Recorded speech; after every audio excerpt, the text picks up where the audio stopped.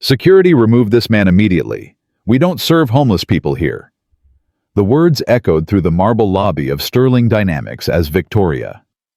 Sterling, the celebrated female CEO, pointed her manicured finger at a black man in worn jeans and a faded jacket. He had been waiting quietly for 47 minutes. He didn't argue. He didn't raise his voice. He simply looked at her with eyes that held something she couldn't read, something that should have terrified her. What Victoria Sterling didn't know was that in exactly 12 minutes she would be begging this homeless man for her job, because Marcus Johnson wasn't just any visitor. He owned the building she was standing in. The story is just getting started.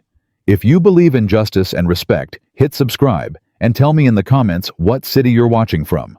I want to see how far this story travels. Marcus Johnson had learned a long time ago that the clothes you wear tell people who you are before you ever open your mouth. That's exactly why he wore them.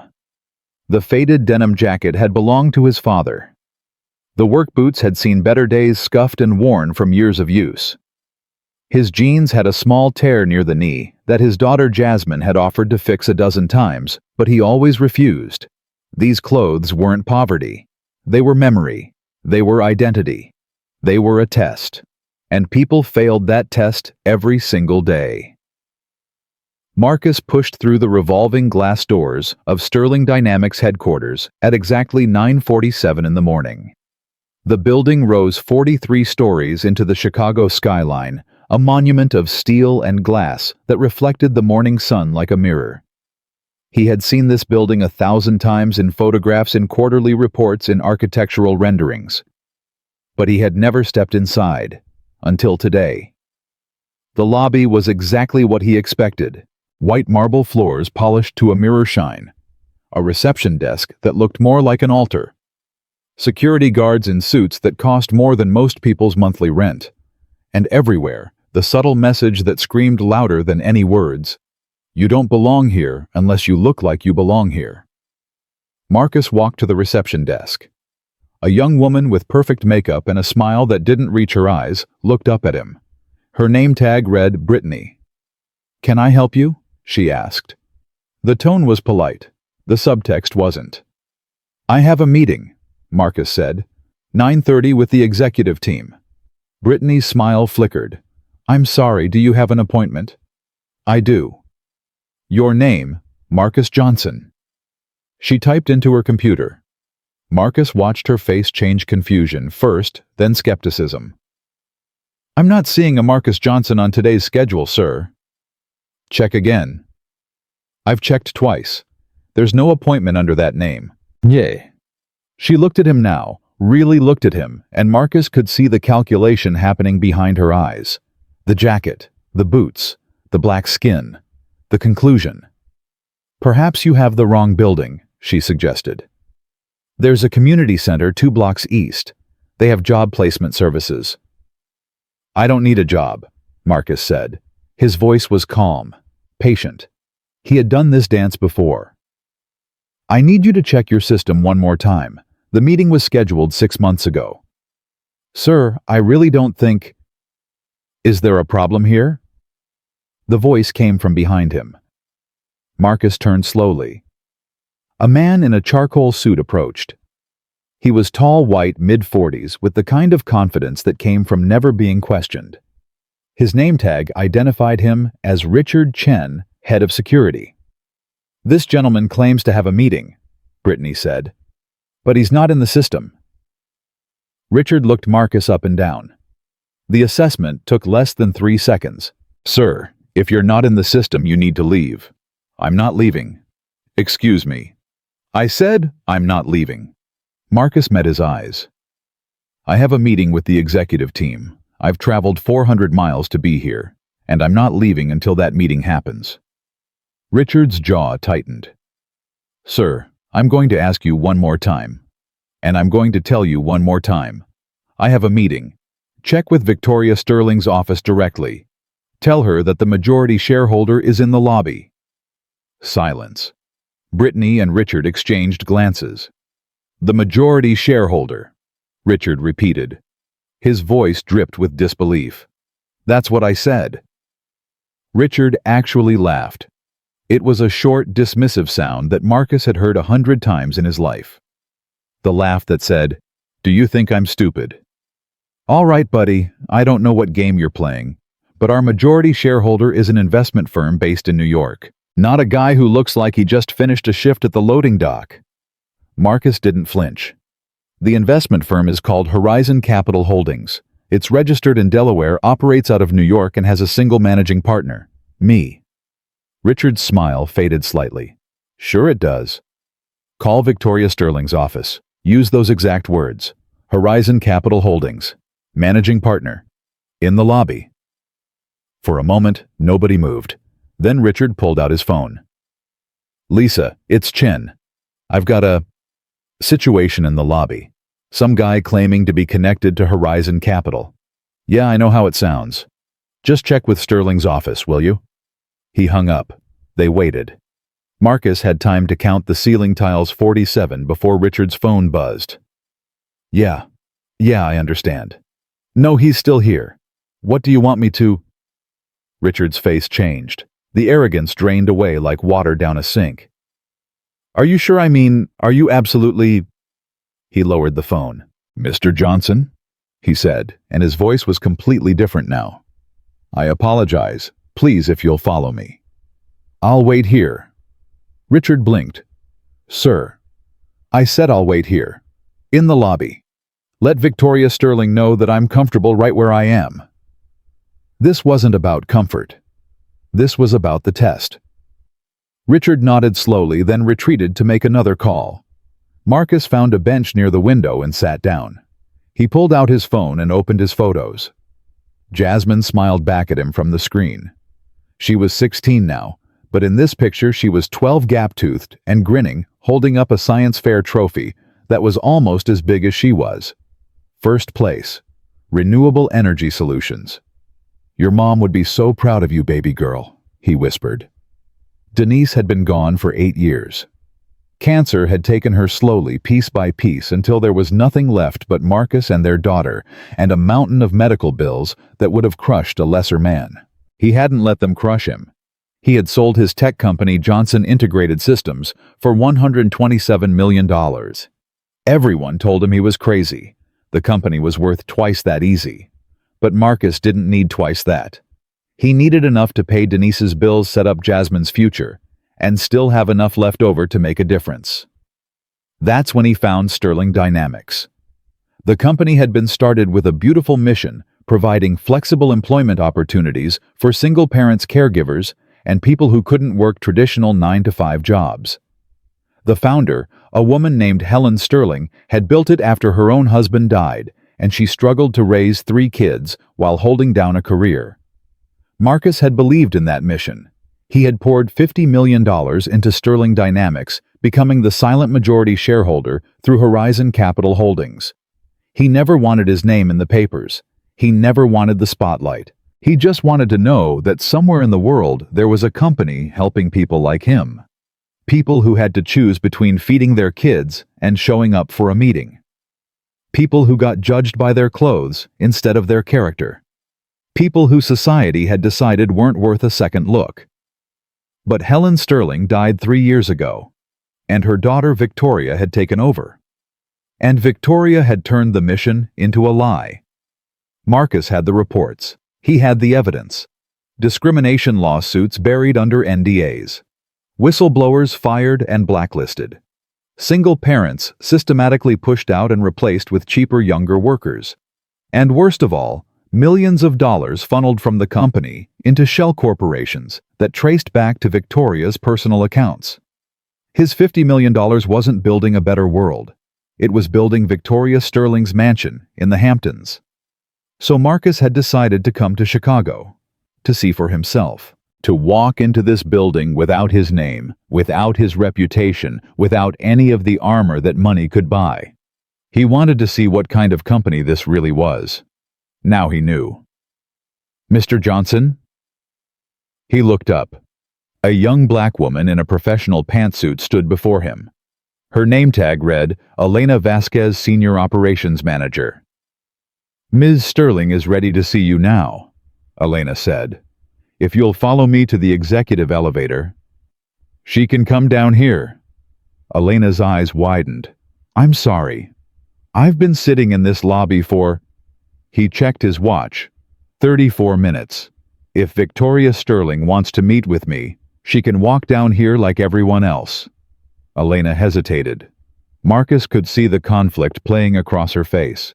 She wanted to help him. She understood something that the others didn't. But she was also terrified. Mr. Johnson, I really think... How long have you worked here, Elena? The question caught her off guard. 4 years. You like it? Another hesitation. Longer this time. It's a job. That's not what I asked. Elena glanced around, making sure no one was listening. When she spoke, her voice was barely above a whisper. It used to be different. When Mrs. Helen was alive, it used to mean something. She stopped herself. I'm sorry. I shouldn't. You should, Marcus said. You should say exactly what you're thinking, because I have a feeling you're the only honest person in this building. Before Elena could respond, the elevator doors opened. Victoria Sterling stepped out. She was exactly what her photos suggested. Mid-40s, blonde, beautiful, in a way that had been purchased and maintained. Her suit probably cost more than Marcus's car. Her heels clicked against the marble floor like a countdown. She was flanked by 2 men. One Marcus recognized from the photos, Robert Hayes, the CFO. The other was younger, sharper, with eyes that calculated everything. Victoria stopped 10 feet away. She looked at Marcus. The assessment was identical to Richard's, the clothes, the skin, the conclusion. But unlike Richard, Victoria didn't bother to hide her disdain. So, she said, you're the man claiming to be my majority shareholder. I'm not claiming anything. I am your majority shareholder. Horizon Capital Holdings. Victoria smiled. It didn't reach her eyes. Yes, I'm familiar with the name. They've been a silent partner for years. Very silent.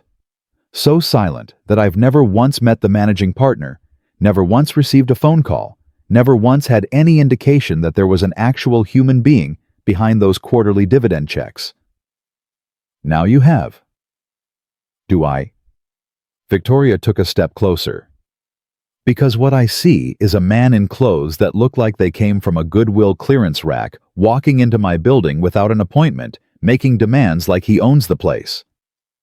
I do own the place. Prove it. Marcus reached into his jacket pocket. Victoria flinched just slightly, just enough for Marcus to notice. He pulled out a folded document and handed it to her. Page 3, Section 7, Shareholder Identification Clause. My signature is at the bottom. You'll notice it matches the signature on file with your corporate attorney. Victoria took the document. Her eyes scanned the pages. Marcus watched her face as the reality sank in. The color drained from her cheeks. This doesn't... she started. Yes, it does. You can't just... Yes, I can. Victoria's composure cracked. For just a moment, Marcus saw something beneath the surface: panic, calculation, fear. Then the mask slammed back into place. Mr. Johnson, she said, and her voice was ice. I don't know what you think you're doing here, but this company has been operating successfully for years without your interference. Whatever concerns you have can be addressed through proper channels. My assistant will schedule a meeting. We're having a meeting right now. In the lobby. You made me wait in the lobby for 37 minutes. You can meet me in the lobby for 37 seconds. Victoria's jaw tightened. The 2 men behind her shifted uncomfortably. Perhaps we should take this somewhere more private, Robert Hayes suggested. No, Marcus said. I want everyone to hear this. He stood up. He wasn't a tall man, 5'9", maybe 5'10", but in that moment he seemed to fill the space. The security guards turned to watch. The receptionist stopped pretending to work. Even the people walking through the lobby slowed down, sensing that something important was happening. I invested $50 million in this company, Marcus said, because I believed in what Helen Sterling built, a company that helped single parents, A company that gave people second chances. A company that understood that a person's worth isn't measured by their clothes or their address or the color of their skin. He looked directly at Victoria. I've spent the last 6 months reviewing every financial report, every HR complaint, every whistleblower allegation that your legal team tried to bury. I know about the discrimination lawsuits. I know about the employees you fired for taking family leave. I know about the $12 million that somehow disappeared from the pension fund and reappeared in a real estate holding company registered in the Cayman Islands. Victoria's face went white. That's confidential information. I'm the majority shareholder. Nothing is confidential from me. You can't prove any of that. I don't have to prove it. Marcus reached into his pocket again and pulled out a small USB drive. The SEC will prove it. The Department of Labor will prove it. And when they're done, I imagine the FBI will have a few questions about wire fraud. The lobby had gone completely silent. Victoria stared at the USB drive like it was a loaded gun. "What do you want?" she whispered. "I want you to look at me," Marcus said. "Really look at me. Not at my clothes, not at my skin. At me." Victoria's eyes flickered up. "When I walked into this building, your security guard assumed I was lost. Your receptionist tried to send me to a homeless shelter. And you—" Marcus smiled, but there was no warmth in it. "You couldn't even be bothered to come down and greet the man who owns 52% of your company, because in your mind, a black man in a denim jacket couldn't possibly be worth your time." "I didn't know who you were." "Exactly." Marcus let the word hang in the air. "You didn't know who I was, so you treated me like garbage. That's not a mistake, Victoria. That's character. That's who you are when you think nobody important is watching." He turned to face the crowd that had gathered: security guards, receptionists, junior employees who had stopped to watch. "I'm going to tell you all something that Victoria Sterling never wanted you to know," Marcus said. "This company was built on a lie. The mission statement on your website, empowering families, creating opportunities, that's a lie. The diversity initiatives, lies. The family-friendly policies, lies. Every single promise this company made to its employees has been broken by the woman standing in front of you." "This is ridiculous," Victoria snapped. "Security remove this man immediately." "On what grounds?" Marcus cut her off. "I own this building. I own this company. And in about—" he checked his watch, "45 minutes, I'm going to own your resignation."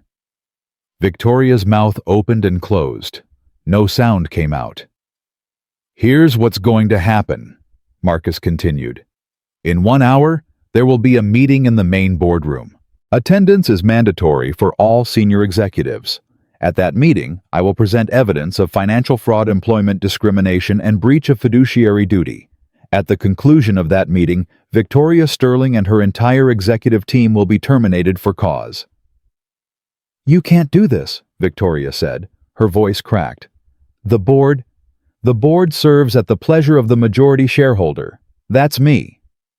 Marcus stepped closer to her, lowering his voice so only she could hear. "You had 5 years to do the right thing, Victoria. 5 years to honor your mother's legacy. Instead, you burned it down and sold the ashes. This isn't revenge. This is justice." He turned and walked toward the elevator. "Elena," he called over his shoulder, "walk with me." Elena Vasquez hesitated for only a moment. Then she fell into step beside him, leaving Victoria Sterling standing frozen in the middle of the lobby she thought she owned. As the elevator doors closed, Marcus allowed himself one small smile. The test was over. Now, the real work could begin. Jasmine had asked him once why he never talked about money. They lived in a modest house in Detroit. She went to public school. She wore clothes from Target. None of her friends had any idea that her father could buy their entire neighborhood if he wanted to. "Because money changes how people see you," Marcus had told her. "And I want to know who people really are." She had thought about that for a long time. Then she asked, "But don't you want people to respect you?" Marcus had pulled her close. "Baby girl, Respect that you have to buy isn't respect, it's fear. And I'm not interested in being feared. I'm interested in being right. He thought about that conversation now as the elevator climbed toward the 40th floor. Elena stood beside him, silent, vibrating with nervous energy. "You're going to fire her," Elena said. It wasn't a question. "Yes. Today. Within the hour." Elena let out a breath. "I've been waiting 3 years for someone to do that." "Why didn't you leave?" "Because this company used to mean something. Because Helen Sterling gave me my first real job when nobody else would hire a single mom with a GED. Because..." Her voice caught. "Because I kept hoping someone would fix it." "Someone's going to fix it." The elevator doors opened onto the executive floor. It was everything Marcus expected: thick carpet, original artwork, offices with views that went on forever. The physical manifestation of excess. "Where's the boardroom?" he asked. "End of the hall." "But Mr. Johnson..." "Marcus." "Marcus." Elena stopped walking. "I need to tell you something before you go in there. Something they don't want you to know." Marcus turned to face her. "I'm listening." "There's a merger vote scheduled for Friday. Confidential. Only the senior executives know about it. They're planning to sell the company to Helios Global." "I know." Elena blinked. "You know." "I know everything, Elena. That's why I'm here." He started walking again. "The question is, what else do you know that I don't?" Elena hurried to keep up with him. "The merger isn't just a sale. It's a dismantling. They're going to strip the company for parts, sell the profitable divisions, liquidate the real estate, terminate all the flexible work programs. The golden parachutes for the executives are worth $80 million combined. Victoria alone stands to make $35 million. And the employees? Laid off. All of them. They've already drafted the termination letters." Marcus stopped in front of the boardroom doors. "How do you know all this?" Elena hesitated. "Because I was supposed to print those letters. Victoria's assistant asked me to do it last week. Said it was confidential. I made a copy." "Do you still have it?" Elena reached into her pocket and pulled out a folded piece of paper. "I've been carrying it with me every day, waiting for the right person to give it to." Marcus took the paper. He unfolded it slowly, reading the words that confirmed everything he suspected. "Confidential internal memo. Repost-merger workforce transition. All non-essential personnel to be terminated. Effective acquisition, close." "Elena," Marcus said, "I need you to do something for me. Anything. I need you to gather everyone. Every employee on this floor. Every manager, every assistant, every intern. I want them in the main atrium in 90 minutes. "What are you going to do?" Marcus looked at the boardroom doors. "I'm going to burn it down," he said. "And then I'm going to build something better." He pushed open the doors and walked in. The room was exactly what he expected. A long table, leather chairs, executives in expensive suits pretending to review documents they'd already memorized. At the head of the table, Victoria Sterling sat rigidly, her face a mask of controlled fury. They all looked up when Marcus entered. "Ladies and gentlemen," he said, "my name is Marcus Johnson. I am the managing partner of Horizon Capital Holdings and the majority shareholder of Sterling Dynamics. And your employment with this company is about to undergo some significant changes." He pulled out a chair and sat down. "Let's begin." The boardroom fell silent as Marcus settled into his chair. He didn't take the head of the table that would have been too obvious, too predictable. Instead, he chose a seat in the middle, forcing everyone to turn and face him, disrupting the careful hierarchy they had built around Victoria's authority. Robert Hayes, the CFO, was the first to speak. "Mr. Johnson, I think there's been some misunderstanding. If you'd like to schedule a proper meeting through the appropriate channels." "I've been trying to schedule a proper meeting for 6 months, Marcus said. "Every request was denied. Every phone call was redirected. Every email was answered by a legal assistant telling me that the executive team was unavailable for direct shareholder consultation." So I decided to consult directly. That's not how things work here, Victoria said. Her voice had regained some of its steel, though Marcus could see the cracks beneath the surface. We have protocols, procedures. You can't simply walk in and, I can do whatever I want. Marcus opened his briefcase and pulled out a thick folder. I own 52% of this company. That means I have the legal authority to call emergency board meetings to demand financial audits and, yes, to terminate executive employment for cause. Would you like me to read you the relevant clauses, or should we skip to the part where you explain why $12 million is missing from the pension fund? The temperature in the room dropped. Victoria's eyes flickered to Robert Hayes. It was quick, barely a glance, but Marcus caught it. Communication, conspiracy, fear. I don't know what you're talking about, Victoria said. Then let me refresh your memory. Marcus opened the folder and spread several documents across the table. March 14, 2022. A transfer of $4.2 million from the Employee Pension Fund to an account registered to Coastal Heritage Holdings, LLC. April 3, 2022. Another transfer, $3.1 million. Same destination, July 19, 2022. $4.7 million. Do you want me to continue? Those transfers were legitimate business expenses, Robert Hayes said quickly. Coastal Heritage is a real estate investment vehicle. We were diversifying the pension portfolio. Coastal Heritage Holdings is registered in the Cayman Islands, Marcus said. It has no employees, no physical address, and no assets except a P.O. box. It does, however, have one very interesting connection. He pulled out another document. The sole beneficial owner is listed as Victoria M. Sterling. Victoria's face went white. That's a lie. Is it? Marcus slid the document across the table. That's a certified copy from the Cayman Islands Monetary Authority. I obtained it through a formal legal request 3 weeks ago. Your signature is on page 4. Victoria didn't touch the document. She stared at it like it might bite her. This is a setup, she stammered. Someone forged my signature. Someone is trying to destroy me. Victoria. Marcus's voice was calm, almost gentle. I've spent 6 months investigating this company. I have bank records, email chains, testimony from 3 former employees who were fired when they raised questions about financial irregularities.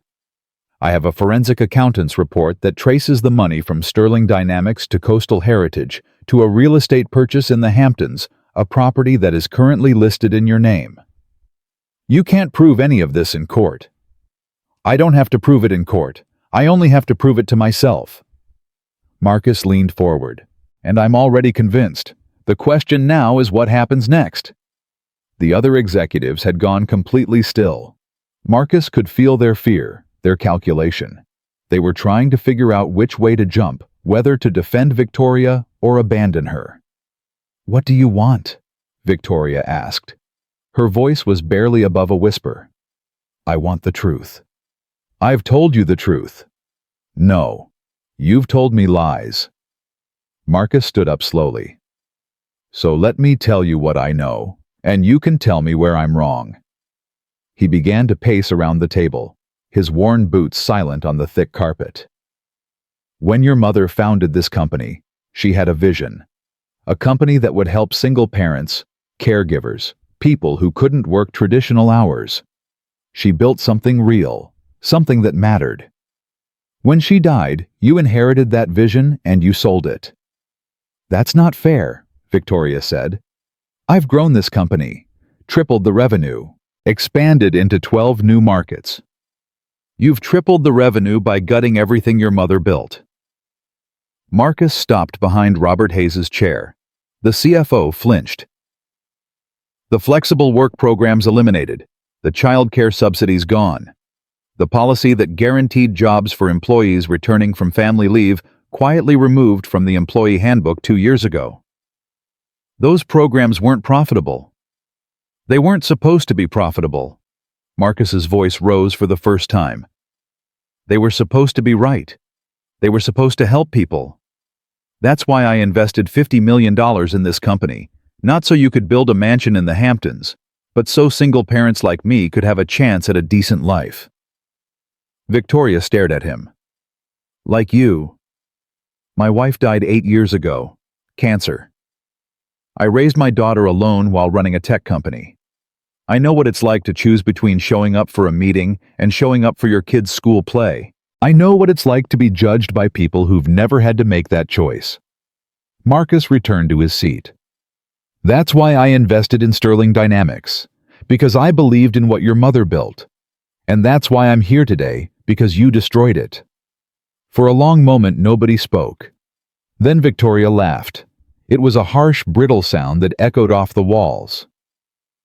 You think you're so righteous? She said. The noble investor coming to save the poor workers from the evil CEO? But you don't understand how business works, Mr. Johnson. You don't understand what it takes to survive in this market. Enlighten me. My mother was a saint. Everyone loved her. But she was also driving this company into the ground. When she died, we were 6 months away from bankruptcy. The flexible work programs, the child care subsidies, all those feel-good policies, they were bleeding us dry. I did what I had to do to save this company. By stealing from the pension fund. By making hard choices. Victoria slammed her hand on the table. Choices that you sitting in your comfortable investment office never had to make. I kept 3,000 people employed. I kept this company alive. And yes, I took care of myself in the process. Because that's what leaders do. No, Marcus said quietly. That's what criminals do. Victoria's face twisted with rage. You can't talk to me like that. I built this company. Your mother built this company. You just sold it piece by piece. Get out. No. I said get out. Victoria stood up so fast her chair crashed backward. Security. I want this man removed from the building immediately. Nobody moved. Victoria looked around the room, her chest heaving. Richard, get in here. The door remained closed. Your security team works for the company, Marcus said. And I own the company. They're not coming. Victoria's composure finally shattered. The mask she had worn for years cracked and fell away, revealing something ugly beneath fear, rage, desperation. You think you can just walk in here and take everything from me? She hissed. I have lawyers. I have connections. I will destroy you. You can try. Marcus pulled out his phone. But first, you might want to see this.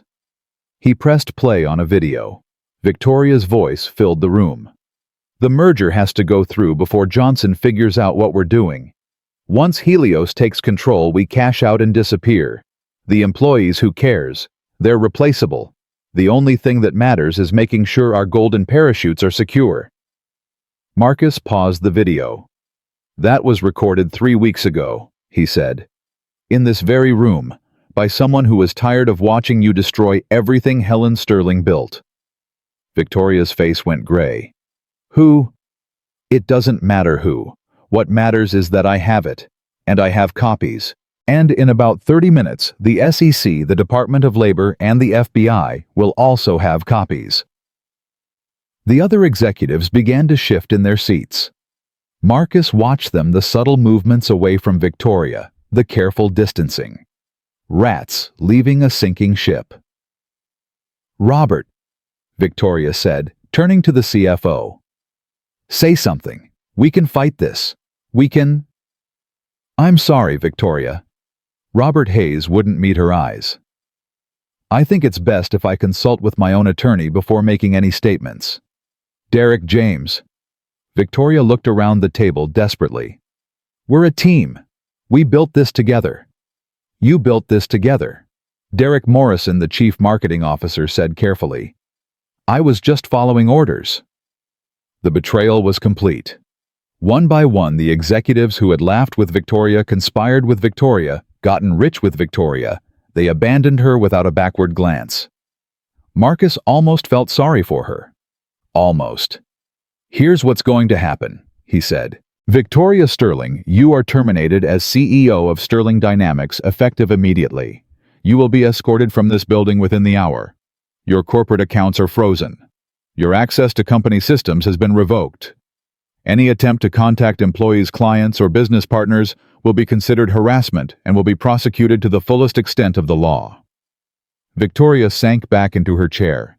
She looked like someone had removed her skeleton.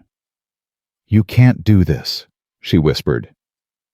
"Everything I worked for, everything you stole," Marcus corrected. "The money will be recovered. The employees you wronged will be compensated, and you will answer for what you've done not to me, but to the legal system." He turned to the remaining executives. "As for the rest of you, your situations will be evaluated on a case-by-case basis. Anyone who cooperates fully with the investigation may be offered the opportunity to continue employment. Anyone who doesn't..." He let the silence speak for itself. The door opened. Elena Vasquez stepped in, followed by two security guards, who Marcus didn't recognize. "Mr. Johnson," Elena said. "The employees are gathering in the atrium. They're waiting for you." Marcus nodded. He gathered his documents and stood.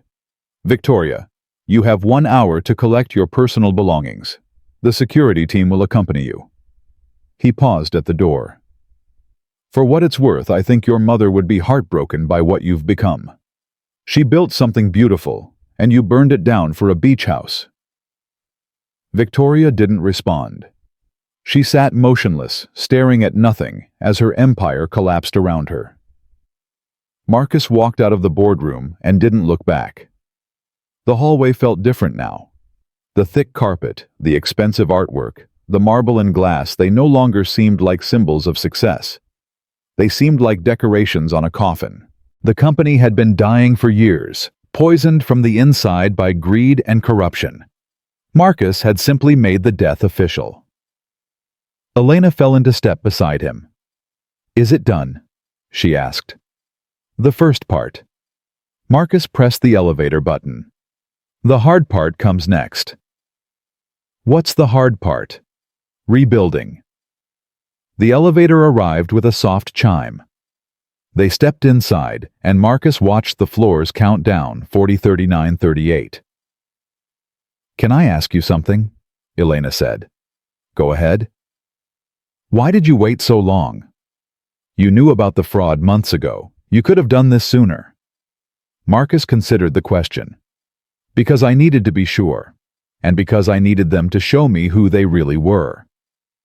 "The test in the lobby."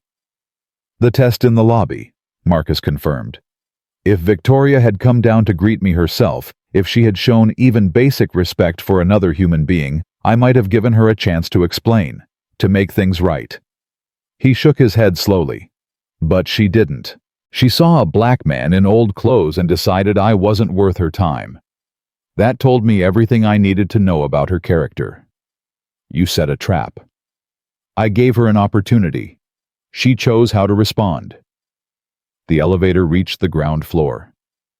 "Everyone makes choices, Elena, and choices have consequences." The doors opened onto chaos.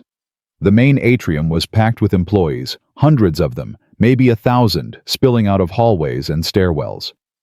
They had abandoned their desks, their meetings, their carefully scheduled days. Word had spread through the building like wildfire something was happening. Something big. And now they wanted to know what. Marcus walked toward the raised platform at the center of the atrium. The crowd parted for him not out of fear, but out of curiosity. They had heard the rumors, the stranger in the lobby, the confrontation with Victoria, the security team that refused to intervene. They knew change was coming. They just didn't know what kind. Marcus climbed the 3 steps to the platform. He looked out at the sea of faces, young and old, black and white and brown, anxious and hopeful and afraid. These were the people Helen Sterling had wanted to help. These were the people Victoria Sterling had betrayed. These were the people Marcus had come to save. "My name is Marcus Johnson," he said. His voice carried across the atrium without amplification, filling the space with a quiet authority that demanded attention. I am the majority shareholder of Sterling Dynamics, and I'm here to tell you that everything is about to change." A murmur ran through the crowd. Many of you have heard rumors about what happened upstairs. Some of those rumors are true. Victoria Sterling has been terminated as CEO. Several other executives have been removed. The reasons are complex, and they involve financial irregularities that are currently under investigation. More murmuring, nervous glances exchanged. But I'm not here to talk about what went wrong. I'm here to talk about what happens next. Marcus paused, letting the words settle. When Helen Sterling founded this company, she had a vision of a workplace that didn't force people to choose between their careers and their families. A vision of flexibility, dignity, and respect. That vision has been betrayed. The programs that made this company special have been dismantled. The promises that were made to you have been broken. He could see it in their faces now: recognition, validation. They had known something was wrong. They had felt it in the policies that changed, the benefits that disappeared, the culture that shifted from supportive to cutthroat. Now someone was finally saying it out loud. I invested in this company because I believed in Helen Sterling's vision. I'm a single father. I raised my daughter alone after my wife passed away. I know what it's like to worry about whether you can take time off for a sick child without losing your job. I know what it's like to be judged by how you look instead of what you can do. He made eye contact with a young woman in the front row. She was holding a coffee cup with both hands, her knuckles white. I came here today without my name, without my reputation, without any of the things that make people take you seriously in corporate America. I wore my father's old jacket and my work boots. And do you know how I was treated? Silence. I was told to wait in the lobby. The CEO looked at me and assumed I was homeless. Security tried to throw me out. Marcus smiled grimly. They didn't know who I was, but that's exactly the point. How you treat people when you don't know who they are, that's the real test of character. The young woman with the coffee cup nodded slightly. She understood. The people who failed that test are gone now, and the people who passed it. He looked at Elena, who was standing at the edge of the platform. The people who showed integrity, courage, and loyalty to what this company was supposed to be, they're going to be the ones who rebuild it. Mr. Johnson, a voice from the crowd, a middle-aged man, nervous but determined. What does this mean for our jobs? Are there going to be layoffs? No. Marcus said it firmly without hesitation. There will be no layoffs. The merger that was being planned, the one that would have sold this company to Helios Global and eliminated your positions, that merger is dead. It died the moment I walked into that boardroom. Relief rippled through the crowd like a wave. But, Marcus continued, there will be changes. The programs that were cut, the flexible scheduling, the childcare support, the family leave policies, they're coming back. Not because they're profitable, but because they're right. Because that's what Helen Sterling wanted this company to be. How do we know you won't be just like Victoria? Another voice, this one sharper, more skeptical. A young black man near the back, arms crossed. You rich guys are all the same. You come in with your promises and then nothing changes. Marcus nodded slowly. That's a fair question. And the honest answer is, you don't know. You don't know if I'm telling the truth. You don't know if I'll keep my promises. The only thing you know is what I do. He reached into his pocket and pulled out a folded piece of paper. This morning, I signed an agreement with the workers' advocacy group that has been trying to organize this company for the past 2 years. An agreement that guarantees collective bargaining rights for all employees of Sterling Dynamics. Gasps from the crowd. I also signed a commitment to reinstate every employee who was terminated for taking family leave in the past 3 years. They will be offered their old positions back with full back pay. More gasps. Someone actually cheered. And finally, Marcus unfolded the paper and held it up. I signed a pledge to cap executive compensation at 50 times the median employee salary. No more golden parachutes. No more $100 million payouts while the people who actually build this company struggle to pay their rent. The applause started slowly, a few hands clapping, then more, then a cascade of sound that filled the atrium. People were cheering, crying, hugging each other. 3 years of frustration and fear released in a single cathartic moment. Marcus waited for the noise to subside. "I'm not going to tell you that everything will be perfect," he said. "Rebuilding takes time. It takes trust. And trust is something that has to be earned, not demanded. So here's what I'm asking. Give me 6 months. 6 months to prove that I mean what I say. 6 months to show you that this company can be what Helen Sterling wanted it to be." He stepped down from the platform. "Now go back to work, not because you're afraid of being fired, but because you believe in what we're building. I'll be here every day walking the floors, talking to you, listening to your concerns. My door is always open, and I mean that literally. I'm taking an office on the 3rd floor, not the 40th. I want to be where the work happens, not where the power games happen." The crowd began to disperse, but slowly, reluctantly. People wanted to linger to talk, to process what had just happened. Marcus moved through them, shaking hands, answering questions, learning names. An older woman grabbed his arm as he passed. Her eyes were wet with tears. "Mr. Johnson," she said, "I've worked here for 23 years. I was here when Helen Sterling opened the first office. This is the first time since she died that I've felt hope." "What's your name?" "Dorothy. Dorothy Williams. I work in accounting." "Dorothy." Marcus covered her hand with his. "I promise you we're going to make Helen proud." She nodded, unable to speak, and moved away. Elena appeared at Marcus's side. "That was incredible." That was just the beginning. Marcus watched the employees returning to their desks, their steps lighter than before. "The real work starts tomorrow. What do you need from me?" "I need you to be acting CEO until I can find a permanent replacement. Someone who understands this company, who the employees trust, who believes in the mission." Elena stopped walking. "Me. You. The person who kept a copy of those termination letters because she knew they were wrong. The person who came to find me when she could have just kept her head down. The person who cared about this company when caring could have cost her everything. I'm not qualified. You're the most qualified person in this building." Marcus turned to face her. Helen Sterling started this company without a business degree. She started it with a vision and the courage to fight for it. You have both of those things. Elena's eyes filled with tears. "I don't know what to say." "Say yes." She took a deep breath, let it out slowly. "Yes." Marcus smiled, a real smile, the first one all day. "Good. Now let's get to work."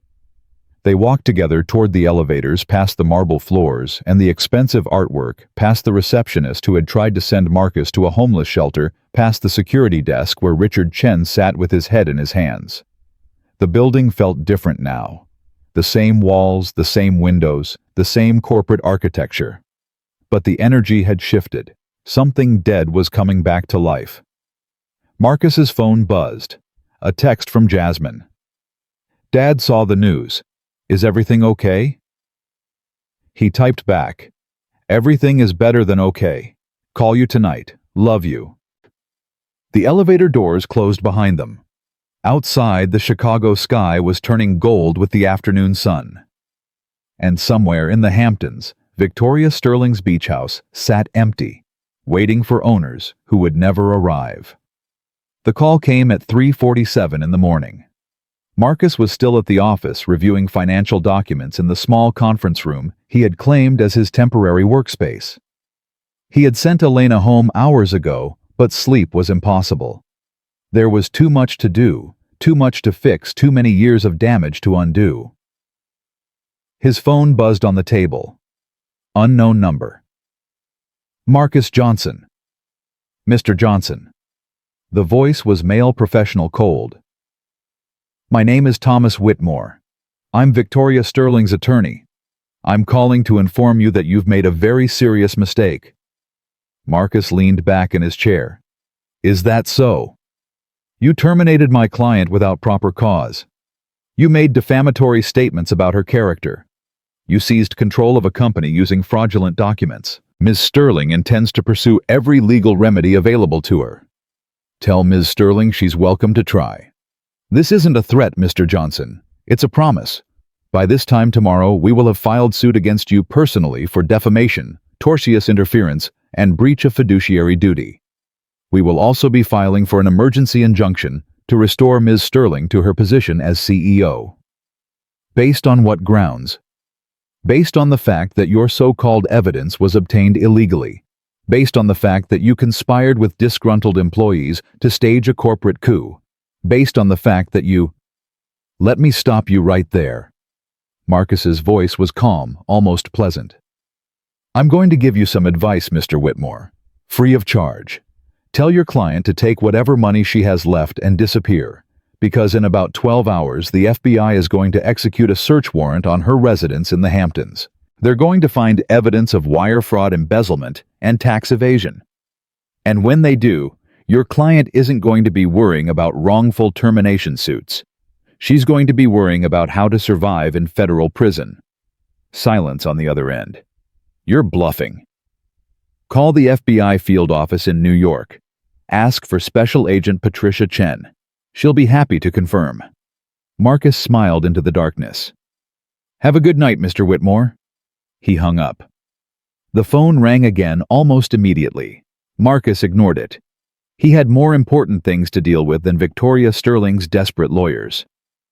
But the third call came from a number he recognized. Jasmine. Baby girl, it's 4 a.m. What's wrong? Dad! Her voice was shaking. There are people outside our house. Marcus was on his feet before she finished the sentence. What kind of people?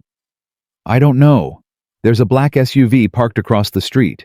It's been there for an hour, and someone keeps walking past our driveway. Are the doors locked? Yes. Alarm system on C? Yes. Okay.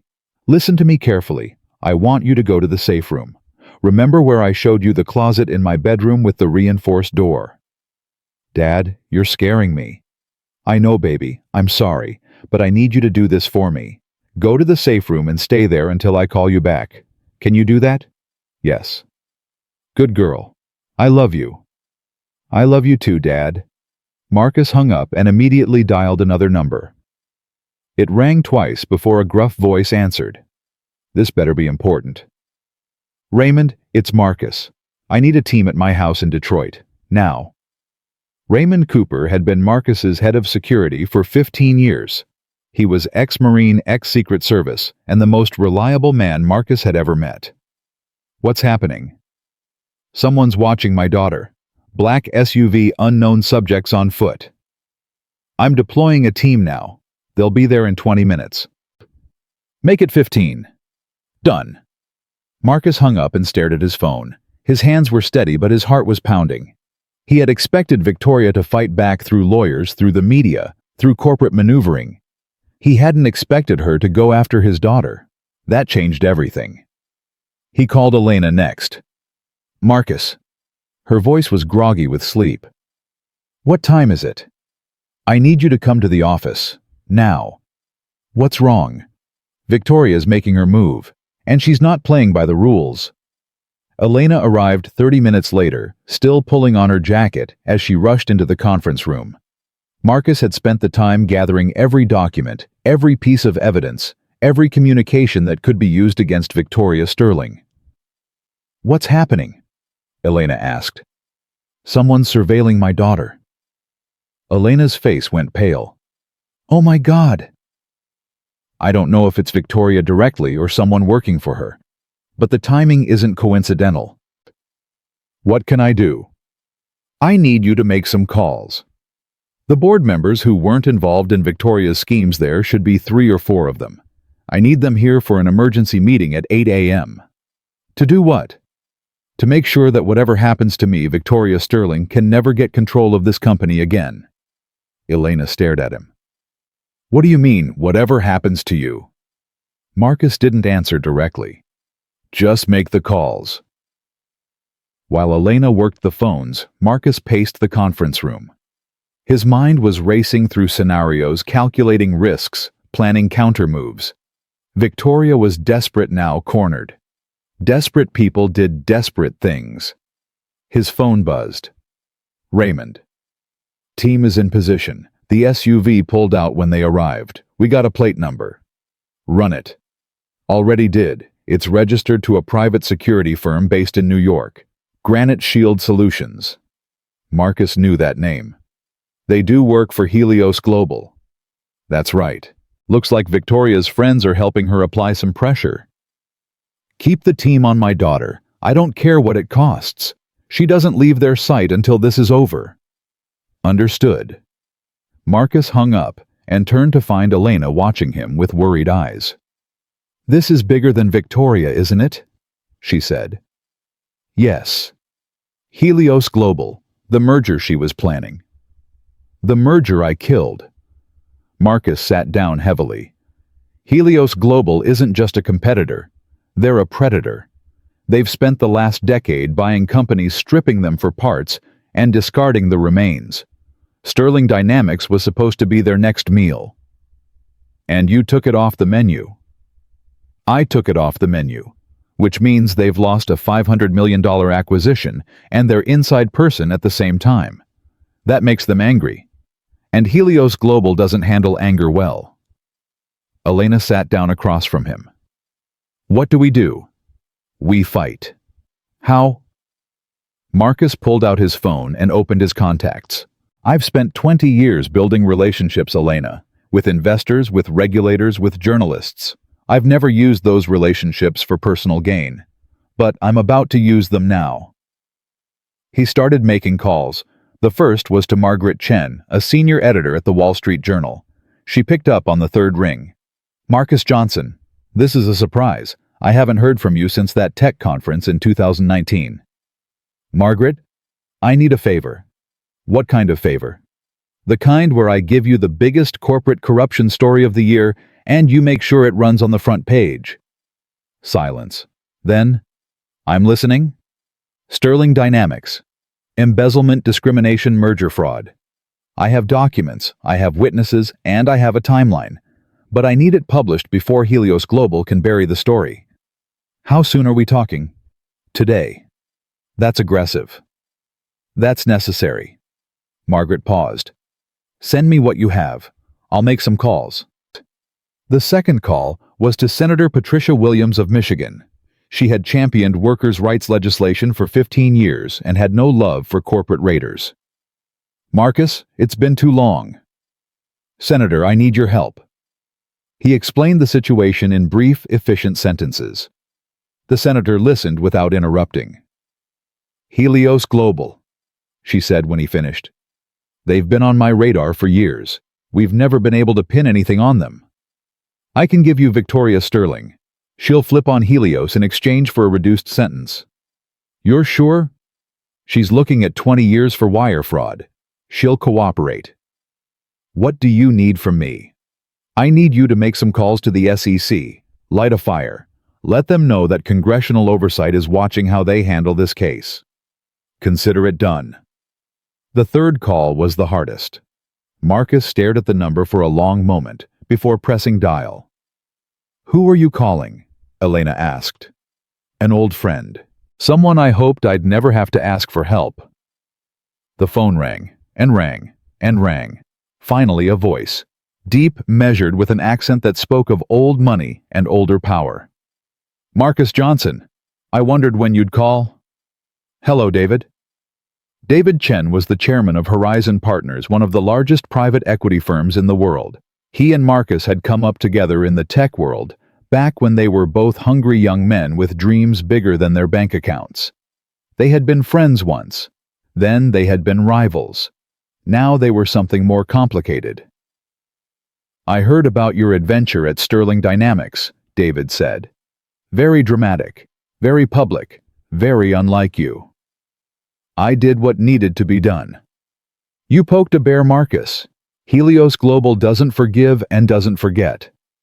That's why I'm calling. You want protection. I want partnership. Another pause. Explain. Helios wants Sterling Dynamics. I'm not going to let them have it, but I can't fight them alone.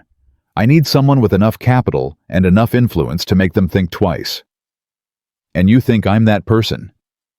I think you're the only person. David laughed softly. You always knew how to appeal to my ego. I'm appealing to your business sense. Sterling Dynamics has assets worth twice what Victoria was willing to sell them for. The cloud infrastructure alone is worth $200 million. The workforce is loyal, experienced, and about to become very motivated. This company could be a gold mine if someone is willing to invest in it properly. And you want me to invest? I want you to partner. 50-50. You bring the capital, I bring the vision. We rebuild Sterling Dynamics into what it was supposed to be. And what do you get out of this, Marcus? You don't need my money. You never have. Marcus closed his eyes. I get to protect my daughter. I get to honor a promise I made to a dying woman 20 years ago. I get to prove that business doesn't have to be a zero-sum game where the rich get richer and everyone else gets crushed. That's very noble. It's very practical. The companies that last aren't the ones that exploit people. They're the ones that invest in people. Helen Sterling understood that. Her daughter forgot it. I'm going to make sure the next generation remembers. David was quiet for a long moment. You know what I always admired about you, Marcus? You actually believe the things you say. Most people in our position, they talk about values, about purpose, about making a difference. But they don't mean it. It's just branding, marketing, a way to feel good about taking money from people who have less than they do. I'm not most people. No, you're not. Another pause. I'll have my team in Chicago by noon. We'll draw up partnership papers. But I want one thing in return. Name it. When this is over, when Helios is beaten and Sterling Dynamics is safe, I want you to come work with me, full-time. Not as an investor, not as a consultant, as a partner. Building companies the way they should be built. Marcus opened his eyes. That's a big ask. It's a fair ask. You've been hiding in the shadows for too long, Marcus. It's time to step into the light. Marcus thought about Jasmine huddled in a safe room because he had dared to challenge the wrong people. He thought about Elena risking her career to do the right thing. He thought about Dorothy Williams, who had worked at Sterling Dynamics for 23 years and had finally found hope. Deal. I'll see you at noon. The line went dead. Elena was staring at him with something like awe. You just made a deal with David Chen. The David Chen. I made a deal with an old friend. He's worth $4 billion. Money isn't everything, Elena. Marcus stood up and stretched. Now let's get ready for that board meeting. The board meeting was scheduled for 8 a.m. By 7:45, only 2 of the 6 board members had arrived, the 2 Marcus had already identified as clean. The other 4 he suspected were on the phone with Helios Global's lawyers, trying to figure out which way to jump. At 7:58, Victoria Sterling walked into the conference room. She wasn't supposed to be there. Her access had been revoked, her credentials deactivated. But somehow, she had gotten past security. Somehow, she had made it to the 40th floor. And she wasn't alone.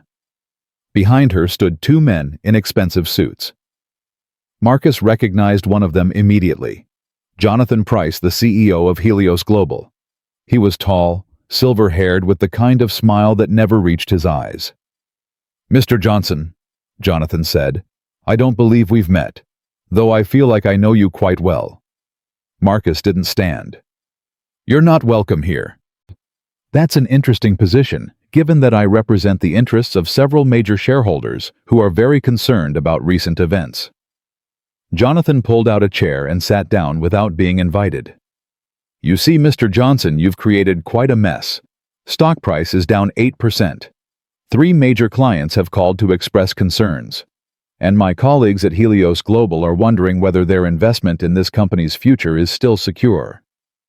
Helios Global doesn't have an investment in this company. Not directly, but we do have arrangements, understandings, the kind of relationships that get built over years of careful negotiation. Jonathan smiled his cold smile. Victoria and I have been working together for quite some time. We have plans for Sterling Dynamics, big plans, and you've thrown a very large wrench into those plans. Good. No, Mr. Johnson, not good. Not good at all. Jonathan leaned forward. I'm going to give you one chance to walk away. Sell your shares to Helios Global at current market price, which thanks to your theatrics is considerably lower than it was yesterday. Walk away from Sterling Dynamics. Walk away from this crusade you've started. And we'll pretend none of this ever happened. And if I refuse, Jonathan's smile widened. You have a daughter, don't you, Jasmine? Lovely girl, straight-A student, planning to apply to MIT next year. Every muscle in Marcus's body went rigid. If you threaten my daughter again, I'm not threatening anyone. Jonathan held up his hands in mock innocence. I'm simply observing that the world is a dangerous place. Accidents happen. Opportunities disappear. Sometimes promising young women find that the colleges they wanted to attend are suddenly unavailable. Marcus stood up slowly. His chair scraped against the floor with a sound like a warning. Get out. I'm not finished. I said get out. Marcus's voice was quiet, but it filled the room like thunder. You come into my building, you threaten my daughter. You think you can intimidate me into backing down? You don't know me at all. I know enough. Jonathan stood as well, but his confidence was cracking. He hadn't expected resistance. He had expected fear. I know that you're a man who's been hiding in the shadows for 20 years. I know that you've never fought a public battle in your life, and I know that you're not prepared for what happens when Helios Global decides to crush someone. Then let me tell you what I know. Marcus walked around the table until he was face to face with Jonathan Price. I know that in approximately 4 hours the Wall Street Journal is going to publish a story about Helios Global's predatory business practices. I know that Senator Patricia Williams is preparing congressional hearings on corporate fraud. I know that David Chen is investing $500 million in Sterling Dynamics, making it too expensive for you to acquire. Jonathan's smile finally disappeared. And I know, Marcus continued, that the FBI has been investigating Helios Global for 18 months. They just needed someone to flip. Someone with inside knowledge. Someone desperate enough to cooperate. He looked at Victoria, who had gone pale. Isn't that right, Victoria? Victoria said nothing, but the fear in her eyes was answer enough. You don't have any evidence, Jonathan said, but his voice had lost its certainty. I have, Victoria. Marcus never broke eye contact. And Victoria has everything. Every meeting, every communication, every illegal transaction. She's going to tell the FBI all about your arrangements. And when she does, Helios Global isn't going to be worried about acquiring Sterling Dynamics. You're going to be worried about surviving. Jonathan Price stood frozen. For the first time in perhaps decades, he had no response. Security is waiting outside, Marcus said. They'll escort you to the lobby. You're never to enter this building again. Jonathan didn't move. Now. Slowly, Jonathan turned and walked toward the door. Victoria followed, shoulders slumped, defeated. At the threshold, Jonathan paused and looked back. This isn't over. Yes, Marcus said. It is. The door closed behind them. Elena let out a breath she seemed to have been holding for hours. Is all that true? The FBI investigation, Victoria cooperating? The investigation is real. Victoria's cooperation is imminent. How do you know she'll flip? Marcus sat down heavily. The adrenaline was fading, leaving exhaustion in its wake. Because I know what it's like to be desperate. And Victoria Sterling has never been more desperate in her life. His phone buzzed. Raymond. Your daughter is safe. The team has secured the house. No further threats detected. Thank you, Raymond. One more thing. The FBI is at Victoria Sterling's residence now. They're executing the search warrant. It's all over the news. Marcus closed his eyes. Good. He hung up and allowed himself one moment of relief. Just one moment. Then he opened his eyes and looked at Elena. Call the board members, the clean ones. We have a company to rebuild. Elena nodded and reached for her phone. Outside the window, the sun was rising over Chicago, painting the sky in shades of gold and red. A new day, a new beginning. Marcus Johnson had won the battle, but he knew the war was far from over. 3 days after the confrontation with Jonathan Price, Victoria Sterling called Marcus from a holding cell in federal custody. I want to make a deal.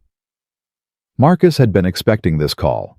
He had been waiting for it, actually, with the patience of a man who understood that desperation was just a matter of time. I'm listening. I'll give them everything. Victoria's voice was hoarse, stripped of the arrogance that had defined her for so long. Helios Global, Jonathan Price, every transaction, every meeting, every dirty deal they've ever made. I have records. I have recordings. I have enough to bring down their entire operation. Why are you calling me? Because you're the only one who can make this happen. The FBI wants a guarantee that I won't serve more than 5 years. The prosecutor wants 10. I need someone to broker a deal. Marcus sat in silence for a long moment. Outside his window, Chicago was waking up to another gray morning. Somewhere in this city, employees of Sterling Dynamics were going to work uncertain about their futures, hoping that the chaos of the past week would somehow resolve into something better. Why should I help you? Because you need what I have. Victoria's voice cracked. I know you hate me, Marcus. I know what I did to my mother's company. I know what I tried to do to you and your daughter. But I also know things that can put Jonathan Price in prison for the rest of his life. Doesn't that matter to you? What matters to me is justice. Then help me give it to you. Marcus closed his eyes. He thought about Jasmine still shaken from the night when strangers had watched their house. He thought about Elena working 18-hour days to hold the company together. He thought about Dorothy Williams and the thousands of employees who had been betrayed by the woman on the other end of this phone call. 5 years isn't enough. Marcus. 7 years, minimum, and full restitution to the pension fund. Every dollar you stole plus interest. I don't have that kind of money anymore. The FBI froze everything. Then you'll work it off. Community service. Financial literacy programs for single parents. Every month for the rest of your life, you'll spend time helping the people you spent years exploiting. Silence on the line. That's your deal, Marcus said. Take it or leave it. More silence. Then quietly. How did you become like this? Like what? So certain, so righteous. Don't you ever doubt yourself. Marcus opened his eyes. Every single day. But I learned a long time ago that doubt doesn't excuse inaction. You do what's right even when you're not sure.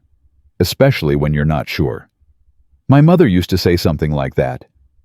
Your mother was a good woman. I know. Victoria's voice broke completely. I know she was. And I destroyed everything she built. I told myself it was necessary that I was saving the company, that she would have understood. But the truth is, I was just greedy and scared and so desperate to prove that I was worth something that I forgot what actually matters. Marcus didn't respond. He had learned that sometimes the most powerful thing you could do was simply listen. I'll take the deal, Victoria said finally. 7 years, full restitution, whatever you want. Just, please, help me make this right. Not for me, for my mother. Marcus thought about Helen Sterling, the woman who had built a company on hope and compassion. He thought about the vision she had created and the legacy her daughter had destroyed. He thought about whether redemption was possible for someone who had fallen so far. I'll make some calls, he said. But Victoria, yes. This doesn't make us friends. This doesn't make you forgiven. This is business. Nothing more. I understand. Good.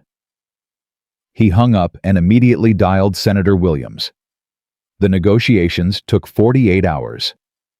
Prosecutors, FBI agents, corporate lawyers, and political advisors went back and forth over every detail of Victoria's cooperation agreement. Marcus served as the unlikely mediator, pushing both sides toward a resolution that served justice rather than convenience.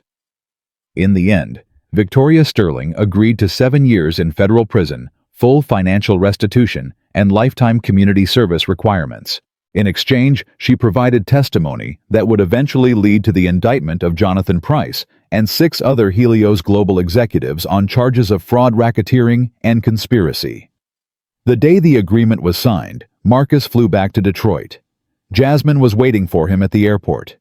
She had insisted on coming alone, despite Raymond's objections. When Marcus walked through the security doors, she ran to him and threw her arms around his neck with a force that nearly knocked him backward. Dad. Hey, baby girl.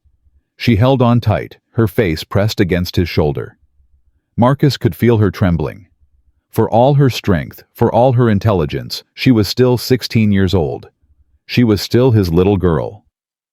I was so scared, she whispered. I know. I'm sorry. Don't be sorry. She pulled back and looked at him with eyes that were older than they should have been. You did the right thing. Mom would have been proud of you.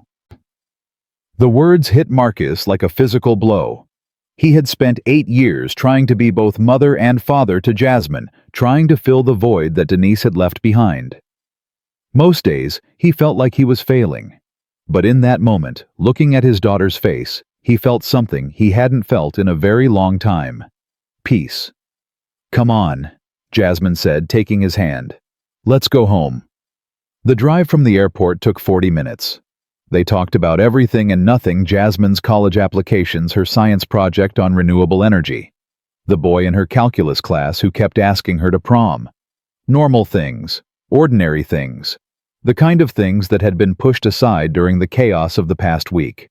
When they pulled into the driveway, Marcus noticed something different. The lights were on inside. The kitchen window glowed warm and golden in the evening darkness. I hope you're hungry, Jasmine said with a small smile. Marcus walked through the front door and stopped. The kitchen was full of people. Elena was there stirring something on the stove. Raymond stood by the counter looking uncomfortable in civilian clothes. Dorothy Williams sat at the table along with several other employees Marcus recognized from Sterling Dynamics. And at the head of the table, directing traffic like she had been doing it her whole life, was an elderly black woman with silver hair and a smile that could light up a room. Mama, Marcus said. Rose Johnson turned and opened her arms. Get over here, boy. Marcus crossed the room and embraced his mother. She was smaller than he remembered, frailer, but her arms were still strong. What are you doing here? What do you think I'm doing? My son is on the news fighting corporate criminals, and you expect me to stay in Atlanta watching soap operas? Rose pulled back and cupped his face in her hands. I raised you to do the right thing, Marcus. Now I get to see it with my own eyes. You didn't have to come all this way. Hush. Rose patted his cheek. Now sit down. Dinner's almost ready. Marcus looked around the room at the faces gathered there. Elena, who had risked everything to do the right thing. Dorothy, who had worked at Sterling Dynamics for 23 years and never stopped believing in what it could be. Raymond, who had spent 3 days protecting Jasmine without a single complaint. His mother, who had flown 1,000 miles to be with him. And Jasmine standing in the doorway watching her father with a smile that reminded him so much of Denise, it made his heart ache. Thank you, Marcus said quietly. All of you. Don't thank us yet, Elena said. We still have a company to rebuild. Speaking of which, Dorothy pulled a folder from her bag. The employees have been talking, all of us, and we have some ideas. Ideas. For the new company, the one you're building. Dorothy opened the folder and spread several handwritten pages across the table. Flexible scheduling proposals. childcare subsidy structures, family leave policies. We've been working on this for 3 days. Marcus picked up one of the pages. The handwriting was cramped, earnest, filled with calculations and projections. These weren't professional proposals created by consultants. They were the dreams of ordinary people who had finally been given permission to dream. "This is incredible," he said. "We believe in what you're doing, Mr. Johnson." Dorothy's voice was firm. "We believed in what Helen Sterling started, and we want to help you finish it." Marcus looked at Elena. She nodded slightly. "All right," he said. "Let's talk about it over dinner." For the next 3 hours they ate and talked and planned. Rose Johnson's cooking filled the house with warmth, and the conversation filled it with hope. Ideas flowed freely, some practical, some ambitious, some wildly optimistic. But all of them shared a common thread, the belief that business could be done differently, that profit and purpose didn't have to be enemies. When the dishes were cleared and the coffee was poured, Marcus found himself alone on the back porch with his mother. The night was cold, but neither of them seemed to notice. "Your father would be proud of you," Rose said. Marcus was quiet for a moment. His father had died when he was 12, killed in a factory accident that the company had tried to cover up. That experience had shaped everything Marcus believed about corporations, about power, about the responsibility that came with success. "I think about him every day," Marcus said. "I know you do." Rose took his hand. "He always said you were special, that you were going to change the world someday." "I'm not changing the world. I'm just trying to make one company better." "That's how it starts, baby. One company, one family, one person at a time." Rose squeezed his hand. "Your father couldn't fight back when they wronged him. He didn't have the power, but he made sure you would. Every sacrifice he made, every extra shift he worked, it was all so you would have the chance he never did." Marcus felt tears prick at his eyes. He didn't try to stop them. "I miss him," he said. "I know." Rose leaned her head against his shoulder. "I miss him too, every single day. But he's here, Marcus. In everything you do. In the man you've become. In the granddaughter who looks at you like you hung the moon." They sat in silence for a long time, mother and son remembering the man who had shaped them both. Finally, Rose stood up. "Now, I'm going to bed, and you're going to get some rest. Tomorrow's a big day." "What's tomorrow?" Rose smiled. "The first day of the rest of your life." She kissed his forehead and went inside. Marcus stayed on the porch for a while longer, looking up at the stars. Somewhere out there, he believed Denise was watching. His father was watching. Everyone who had ever believed in him, everyone who had ever loved him, they were all watching. He wouldn't let them down. The next morning, Marcus drove to Sterling Dynamics headquarters. The building looked different in the morning light, less imposing, more hopeful. Workers streamed through the entrance, and for the first time in years, they didn't look afraid. Elena met him in the lobby. "We have a problem." Marcus's heart sank. "What kind of problem?" "The good kind." Elena was smiling. "David Chen is here, with his lawyers, and they brought something unexpected." "What?" "A proposal. But you need to hear it yourself." They rode the elevator to the top floor. David Chen was waiting in the boardroom surrounded by lawyers and advisors. But when Marcus entered, David stood and crossed the room to shake his hand. "Marcus, it's good to see you." "David, what's going on?" David gestured to the table where a thick document sat waiting. "I've been thinking about our partnership. About what you said, that companies should be built differently. That profit and purpose don't have to be enemies. And I want to go bigger." David sat down and opened the document. "This is a proposal for a new kind of investment fund. A fund that specifically targets companies with strong ethical practices, family-friendly policies, and long-term sustainable growth models. We're calling it the Helen Sterling Legacy Fund." Marcus stared at him. "You want to name it after Helen?" "It seems appropriate. She started something important. You're finishing it. And now we have a chance to spread it across the entire business world. How much are we talking about? $2 billion to start, with commitments from 3 other major investment firms. David smiled. Turns out you're not the only one who believes in doing business the right way. You're just the first one brave enough to do something about it. Marcus sat down slowly. $2 billion. Invested in companies that treated their employees like human beings. In companies that valued families over profits. In companies that built rather than destroyed. This is what you meant, Marcus said, when you asked me to come work with you. This is exactly what I meant. David leaned forward. We have a chance to change the rules, Marcus, not just for one company, for everyone. But I can't do it alone. I need someone who believes in it, someone who lives it, someone like you. Marcus looked at Elena. She was trying to keep her face neutral, but he could see the hope in her eyes. He looked at the document. Helen Sterling's name stared back at him. He thought about his father killed in a factory accident because the company didn't care about safety. He thought about Denise, who had worked 60 hours a week while battling cancer because she couldn't afford to take time off. He thought about all the people in the world who were being ground up by a system that valued money over humanity. I'm in, Marcus said. David smiled. I was hoping you'd say that. They spent the rest of the morning hammering out details. The Helen Sterling Legacy Fund would launch in 6 months with Sterling Dynamics as its flagship investment. Marcus would serve as co-chairman alongside David.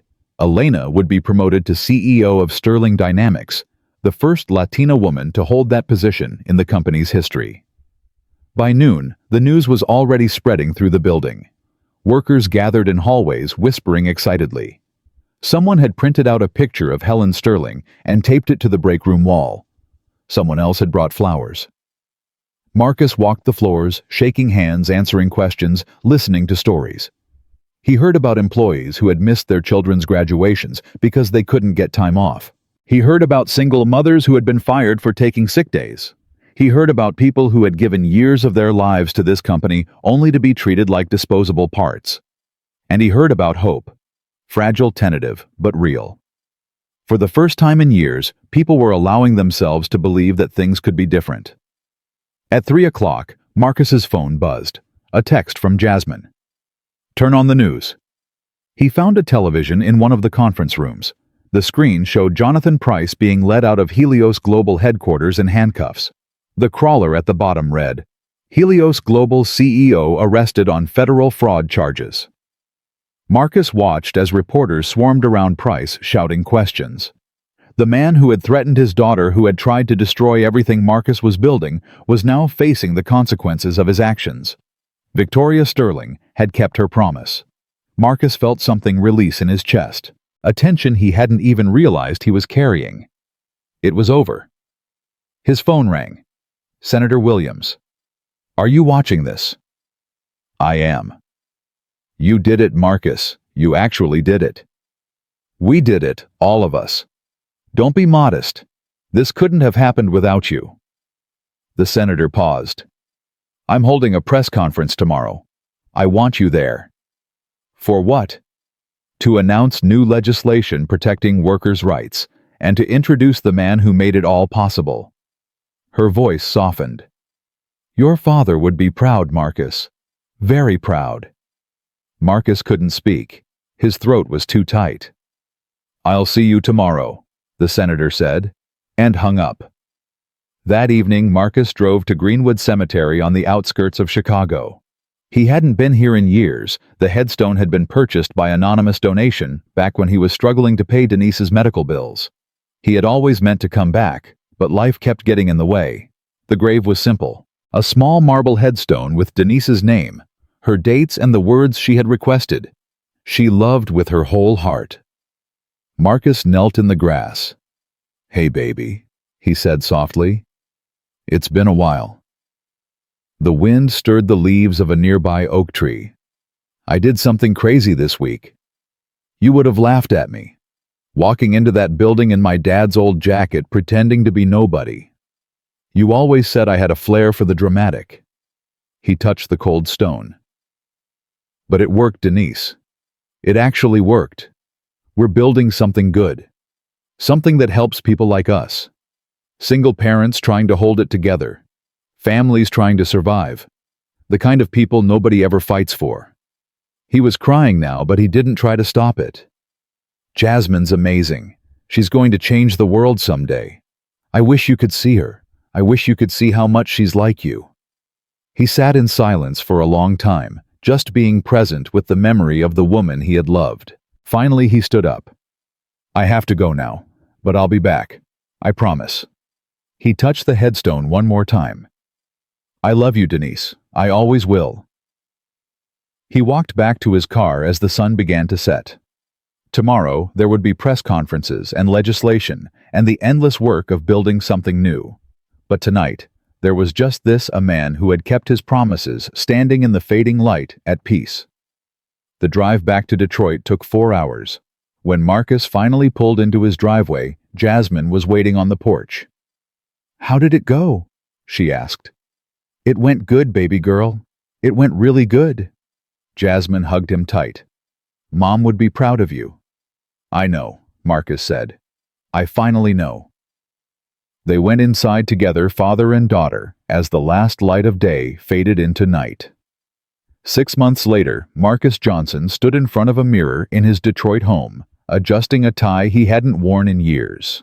It was the same tie Denise had given him for their 10th anniversary, deep blue silk, with a subtle pattern that she said matched his eyes. Dad, you look like you're about to pass out. Jasmine appeared in the doorway, already dressed in a simple black dress that made her look older than her 17 years. I'm fine. You're not fine. You've adjusted that tie 14 times. You've been counting. I've been watching. Jasmine crossed the room and took over straightening the tie with practiced hands. Mom taught me how to do this, remember? She said you could never get it right on your own. Marcus smiled despite his nerves. She was right about most things. She was right about everything. Jasmine stepped back to examine her work. There. Now you look like someone who's about to change the world. I'm not changing the world. I'm just giving a speech. A speech at the White House, to the president, about the legislation you helped write. Jasmine raised an eyebrow. That's pretty world-changing, Dad. Marcus couldn't argue with that. The Workers' Rights and Family Protection Act, informally known as the Sterling Act, had passed Congress 3 weeks ago with bipartisan support.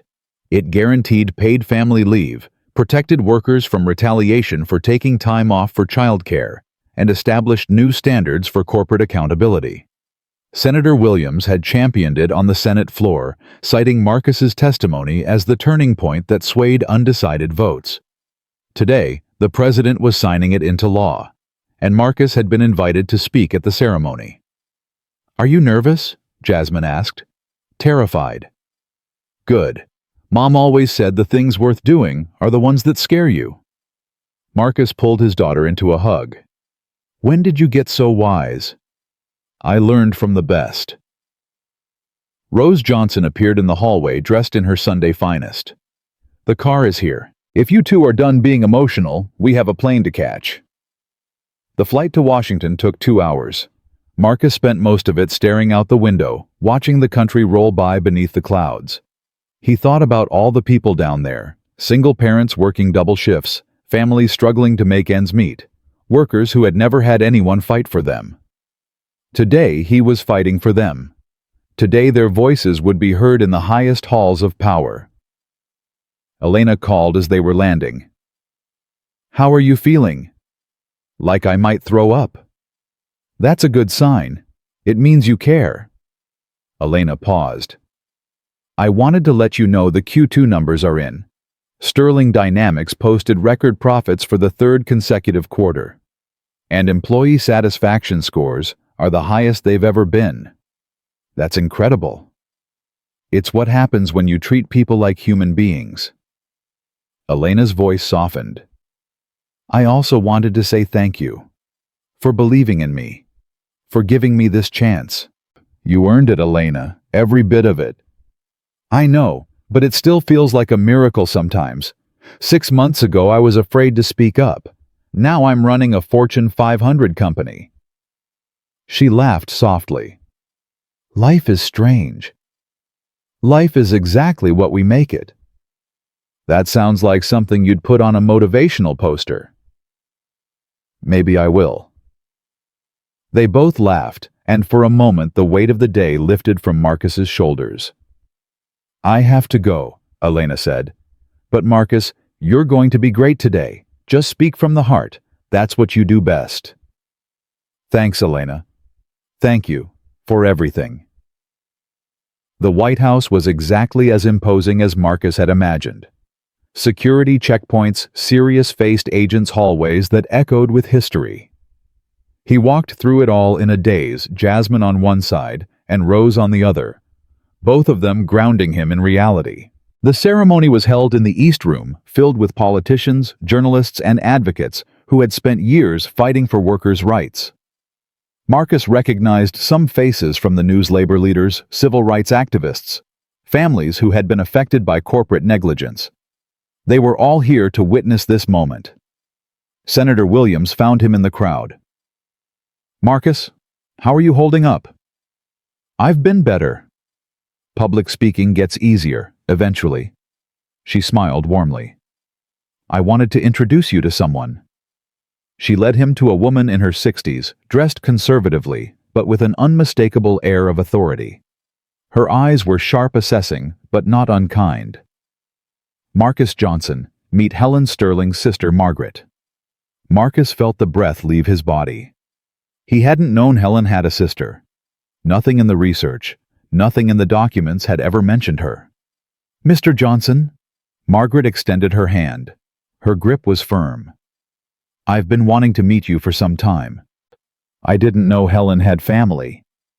She didn't talk about me. We had a falling out years ago over the direction of the company. I thought she was too idealistic. She thought I was too cynical." Margaret's eyes glistened. Turns out she was right. She usually was. "I'm sorry for your loss." "Don't be sorry. Do what you're doing." Margaret squeezed his hand. "When I heard what Victoria had done, what she had become, I was ashamed. Ashamed that I hadn't stepped in sooner. Ashamed that I had let my sister's legacy be destroyed." "You couldn't have known." "I could have paid attention. I could have cared more." Margaret released his hand. "But you did what I couldn't. You saved my sister's dream. And for that, I will be forever grateful." Before Marcus could respond, a staff member appeared at his elbow. "Mr. Johnson, it's time." The walk to the podium felt like a mile.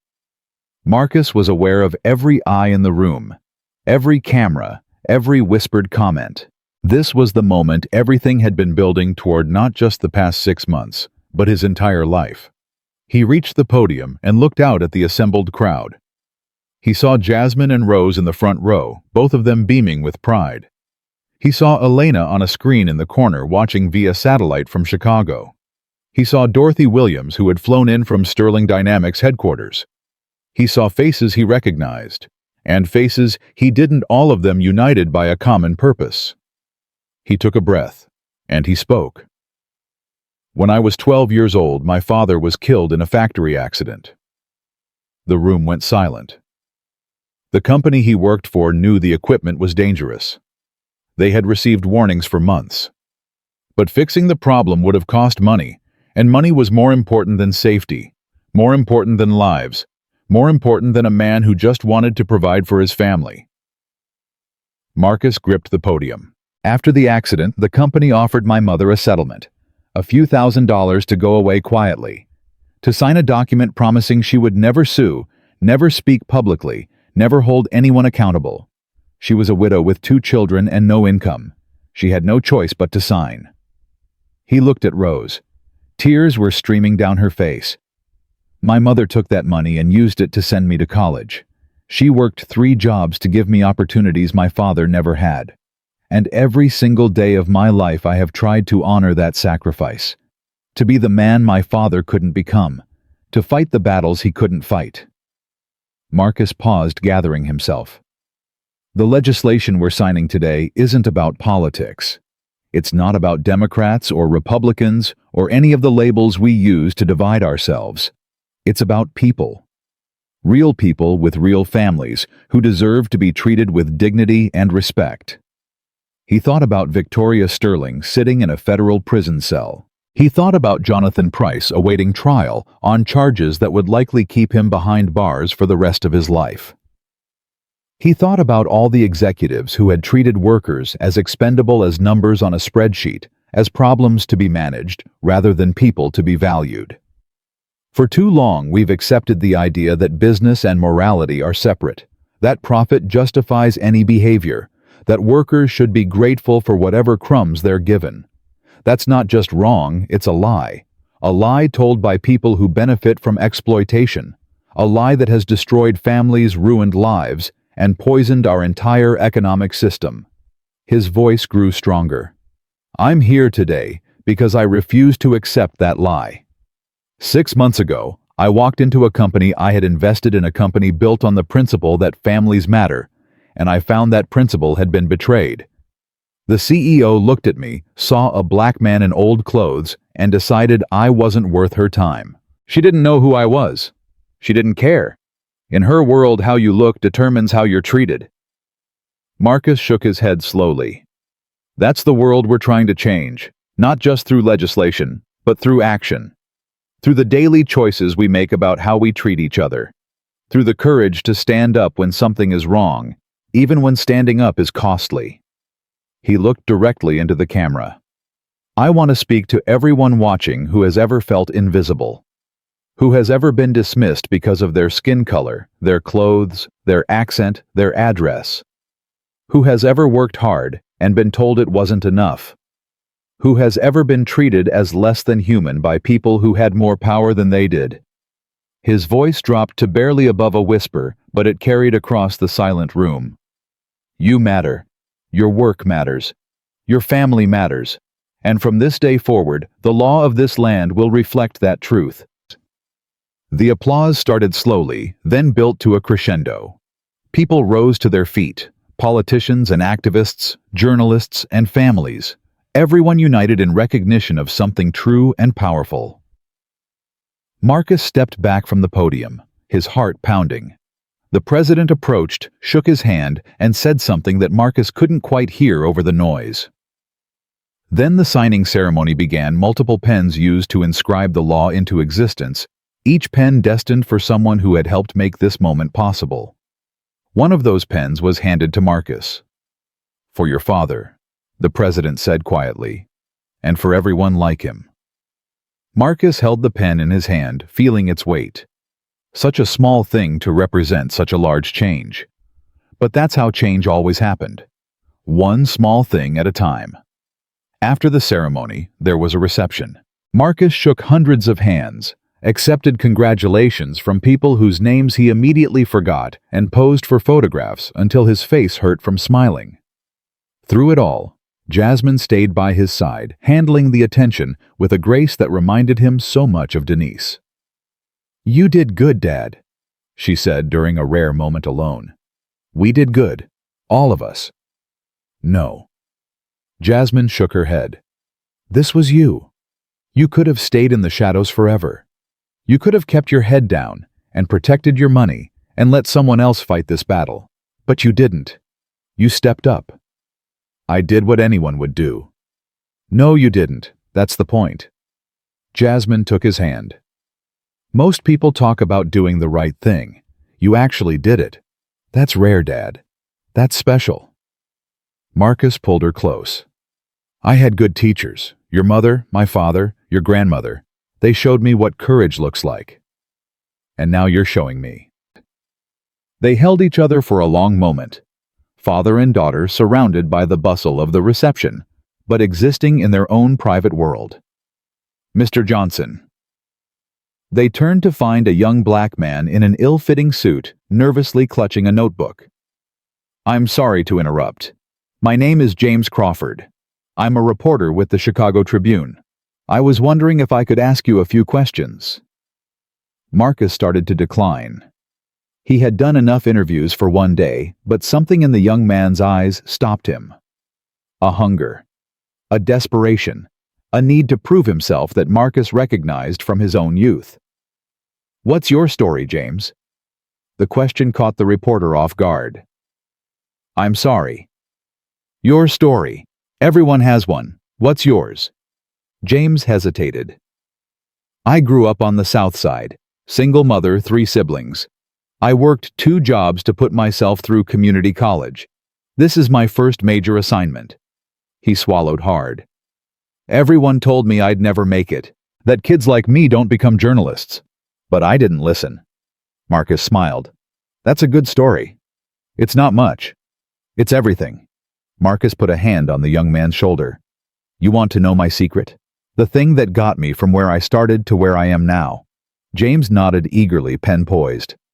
"I stopped listening to people who told me what I couldn't do, and I started listening to the voice inside that told me what I should do." Marcus looked around the room at the politicians, the power brokers, the people who shaped the world. Everyone in this room started somewhere. Most of them started with more than you or I had, but that doesn't matter. What matters is what you do with what you have. Can I quote you on that? You can quote me on anything you want. Marcus handed him a business card. "And when you're ready to write about something that really matters, not politicians and ceremonies, but real people and real struggles, give me a call. I know some stories that need to be told." James took the card with trembling hands. "Thank you, Mr. Johnson. Thank you so much." "Don't thank me. Just do the work." The young reporter nodded and disappeared into the crowd, clutching the business card like a treasure. Jasmine watched him go. "You just made that kid's year." "I just gave him what someone gave me once. A chance." The reception wound down as evening fell over Washington. Marcus, Jasmine, and Rose took a car to the airport, all of them exhausted but satisfied. The day had been everything Marcus hoped for and more. But there was one more stop he needed to make. "Driver, can you take us past Arlington first?" Jasmine looked at him. "Arlington Cemetery. There's someone I need to see." The car wound through the quiet streets as darkness gathered. Arlington National Cemetery stretched out before them, row upon row of white headstones, marking the final resting places of those who had served. Marcus asked the driver to wait and walked alone into the cemetery. He knew exactly where he was going. He had memorized the location years ago, though he had never had the courage to visit. Section 60. Row 7. Stone, 1247. Private First Class. David Johnson. Killed in action. Vietnam, 1971. His father's brother. The uncle he had never met. Marcus knelt before the headstone. The marble was cold beneath his fingers. "Hey, Uncle David. I know we never met, but I've heard stories about you my whole life. How you volunteered for service because you believed in this country. How you died trying to save your squad from an ambush. How they gave you a medal that your mother kept on her dresser until the day she died." He traced the letters of his uncle's name. "I wanted you to know that your sacrifice meant something, that the family you left behind didn't give up, that your nephew my father raised me to believe in the same things you believed in. Honor, duty, doing what's right even when it's hard." Marcus felt tears on his cheeks. "I did something good today, Uncle David. Something that will help families like ours. People who get overlooked and forgotten. People who work hard and never get a fair shake. I fought for them, and I won." He stood slowly, his knees aching from the cold ground. "I hope you're proud. I hope wherever you are, you and my father are watching. I hope you know that the Johnson family legacy isn't about money or power or success. It's about character. It's about standing up for what's right." He touched the headstone one last time. "Rest easy, soldier. We'll take it from here." The walk back to the car felt different, lighter somehow, as if a burden Marcus hadn't known he was carrying had finally been lifted. Jasmine was waiting outside the vehicle. She didn't ask questions. She just took his hand and held it. "You ready to go home?" she asked. "Yeah, baby girl. I'm ready." The flight back to Detroit was quiet. Rose fell asleep almost immediately, her soft snoring a comforting presence. Jasmine worked on college applications on her laptop, occasionally asking Marcus for help with an essay question. Marcus stared out the window at the darkness and thought about everything that had brought him to this moment. A father killed by corporate negligence. A wife lost to cancer. A company built on hope and corrupted by greed. A daughter who needed him to be strong. And through it all, a simple belief that had never wavered that people deserve to be treated with dignity. That character matters more than wealth. That the measure of a person isn't found in their bank account or their job title, but in how they treat others when no one important is watching. Victoria Sterling had failed that test. Jonathan Price had failed that test. And in failing, they had lost everything. Marcus had passed.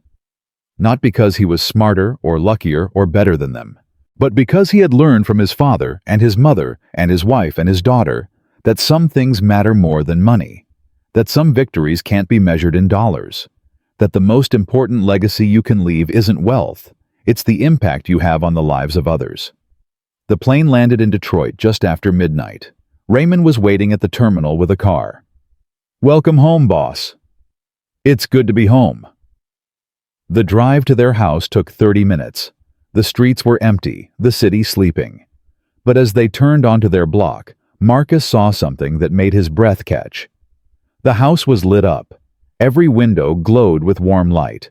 And parked in the driveway were a dozen cars he recognized: Elena's SUV, Dorothy's sedan vehicles belonging to employees and friends and family members who had become part of this journey.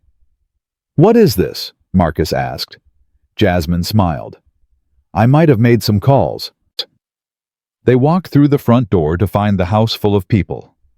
Everyone who had helped along the way, everyone who had believed in what they were building had gathered to welcome Marcus home. Elena embraced him first. We watched the speech, all of us together. There wasn't a dry eye in the room. Dorothy pressed a glass of champagne into his hand. "To the man who gave us our company back, who gave us our dignity back." Raymond, who never showed emotion, actually had tears in his eyes. "Your father would be proud, Marcus. Damn proud." And then there was Rose standing in the middle of it all, her face shining with a mother's love. "You did it, baby," she said. "You really did it." Marcus looked around the room at all these faces, his family by blood and by choice. He thought about the long road that had brought them here, the sacrifices, the struggles, the moments of doubt and the moments of triumph. "I didn't do this alone," he said, raising his glass. "None of us did. We did it together. And that's the only way anything worth doing ever gets done." They drank. They laughed. They celebrated late into the night, sharing stories and making plans for the future. At some point, Marcus slipped away to the back porch. He needed a moment alone, a moment to process everything that had happened. Jasmine found him there, just as he knew she would. "Big day," she said. "The biggest." She stood beside him, looking up at the stars. "Dad, can I ask you something?" "Anything." That day at Sterling Dynamics, when you walked into the lobby in Grandpa's old jacket, when Victoria Sterling looked at you like you were nothing. Jasmine turned to face him. "Were you scared?" Marcus considered the question carefully. "No," he said finally. "I wasn't scared, because I knew something she didn't." "What?" "I knew who I was. Not what I owned or what I had accomplished or what people thought of me. I knew who I was inside, and nothing she could say or do could change that." Jasmine nodded slowly. "Mom used to say that real power isn't about controlling others. It's about controlling yourself. Your mother was the wisest person I ever knew." "I know." Jasmine leaned her head against his shoulder. "I miss her every day." "Me too, baby girl. Me too." They stood together in the darkness, Father and daughter connected by love and loss, and the unshakable belief that tomorrow could be better than today. Finally, Jasmine spoke again. "So, what happens now?" Marcus smiled. "Now we keep building. The Helen Sterling Legacy Fund is just the beginning. There are thousands of companies out there that need to change. Millions of workers who need someone to fight for them. We've won one battle, but the war is far from over." That sounds exhausting. It is, but it's also the most important work in the world. He put his arm around her. "And someday when I'm too old and tired to keep fighting, it'll be your turn." Jasmine straightened. "I'm ready." "I know you are." Marcus kissed the top of her head. "I've always known." They walked back inside together, rejoining the celebration surrounded by the people who had made this journey possible. And in that moment, Marcus Johnson understood something that had eluded him for most of his life. Success wasn't about money. It wasn't about power. It wasn't about winning or losing. Success was this. This room full of people who loved each other. This family built on sacrifice and hope. This legacy that would outlast all of them. His father had died fighting for something he believed in. His wife had lived fighting for the people she loved. And now Marcus was carrying that fight forward, passing it on to his daughter, ensuring that the chain would never be broken. The party continued until dawn, and when the last guest finally left, Marcus sat alone in his living room, holding the pen the president had given him. Such a small thing to represent such a large change. But that's how change always happened. One small thing at a time. One person at a time. One family at a time. Marcus Johnson had walked into Sterling Dynamics 6 months ago as a man in worn jeans and a faded jacket. He had been dismissed, disrespected, and underestimated by people who judged him by his appearance, rather than his character. And he had walked out having changed not just one company, but an entire industry. Not just one law, but an entire way of thinking about workers and families and human dignity. They had looked at him and seen nothing. They had been wrong. Because Marcus Johnson was never nothing. He was a father, a son, a husband who still loved his wife years after her death, a man who had learned from his own father that the truest measure of a person isn't found in their wallet, it's found in their heart. Victoria Sterling had spent years building walls around herself, walls of money and power and privilege. And when those walls came crashing down, there was nothing left inside. Marcus had spent years building something different. Relationships, trust, character. And when his moment of testing came, those foundations held firm. That was the difference. That would always be the difference. As the sun rose over Detroit, painting the sky in shades of gold, and Marcus Johnson finally allowed himself to rest. He closed his eyes and thought of Denise, of his father, of everyone who had shaped him into the man he had become. They were all with him. They would always be with him. And together they had proven something that the world desperately needed to remember. Character isn't what you show when everyone is watching. Character is what you reveal when you think no one important is looking. And in the end, character is the only thing that truly matters.